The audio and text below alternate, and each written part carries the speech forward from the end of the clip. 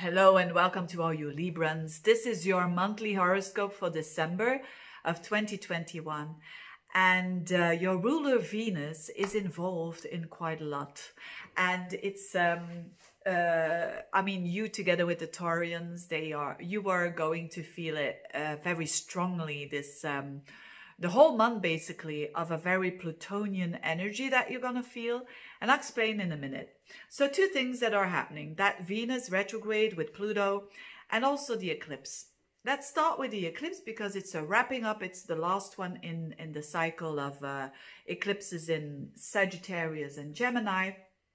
And we're going to have the South Node together with the Sun and the Moon at 12 degrees of Sagittarius on the 4th of December. Now for you, this has been going on for quite a while, and for you this all had to do with more on a mental level. So this happened in your third house. So there is a letting go, a shedding of the skin, and now certainly with the total solar eclipse of those third house stuff to go towards a bit more towards the ninth house. I mean, in a nutshell, these things are not new for you, but this is all about some new perspective that you are, definitely a broader perspective that you are creating. And for those of you who study, this is very good, you know, especially when it's a study that is broadening your mind and it's stepping away from just studying in your local area and doing only a very tiny little thing. No, this is a broader study and could mean travel as well. You know, we're broadening up of the mind, all the things that you are connected to. And this is the last time where you say goodbye to that old way of studying, or to that old way of you, when you're not studying, of you perceiving information, and you see it a bit more broader, more in an abstract way almost. And that gives you freedom, because that means seeing in a broader perspective always means that you're seeing more where people are coming from as well. And that is definitely interesting. Now, with the South Node there, it can mean a wrapping up, some sort of a, you could say, a shift that is happening with siblings or with neighbors, you know, that there might have been some issues there, but there's a wrapping up and there's an ending of a cycle, of karmic cycle, that there is a bit more distance there, and it's fine. It's nothing to, you know, with any drama or anything, but it's an ending of that cycle. Now, as I said, what is way more important for you, I suspect, is that Venus retrograde. Because it's already, as I speak now in November, Venus is already in Capricorn. So you're feeling it already that Venus is in your fourth house. Venus stays there normally 3-4 weeks, but now it stays there up until March of 2022. So you're going to have a very long time of Venus transiting your fourth house. Now in itself, that's lovely. And especially because Venus is you. So that could mean that you're going to beautify your home and that you're going to, you know, enjoy home time. And also on a deeper level, it's emotional, feeling emotionally more content with self and being able to nurture yourself.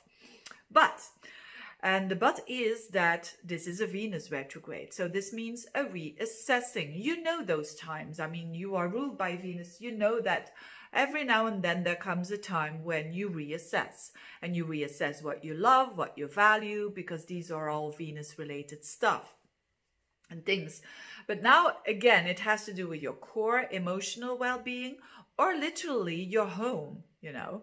So there is definitely, when you are thinking of, for instance, of buying a home, selling a home, these are all topics that are going to be at the forefront of your mind. And with the Venus retrograde, you will see the results more in towards the next year, especially around the end of February. There is a huge shift there going on with Venus, Mars, Pluto, all in your fourth house. So definitely a process. It's not something to rush into, but if you're thinking about transforming, I mean, transforming is intensity, is with a little bit of an obsession there, might even. And how to use that at its best? It is actually by realizing that it's not all in your hands, and that's not all in your control. So it's the typical story that you see that people really want to force themselves, you know, in maybe a selling of a home, or if you're trying to do it too much within the control, it's not going to happen. If you're doing the best you can and you let go and let God, it's definitely going to happen, and it's going to be even better than before.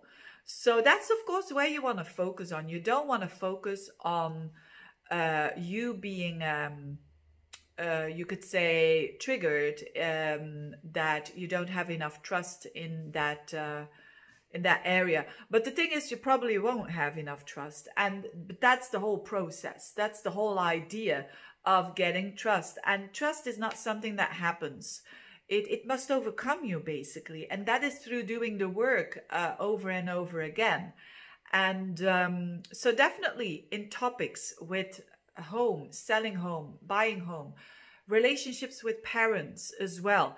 If a parent wants to control you, or you for some reason want to control a parent, it's not going to happen.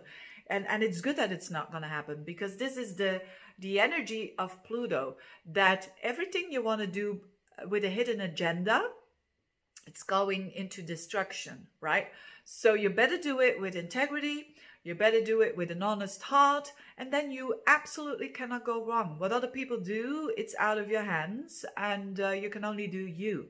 So very significant to not fall into the trap of yeah, I want to, for instance, the connection with my parent, they have to do this and that so that I feel emotionally good about myself, basically. No, it's again that very strong intensity, through that intensity, that you know that authenticity comes up, and that is the deal, you know.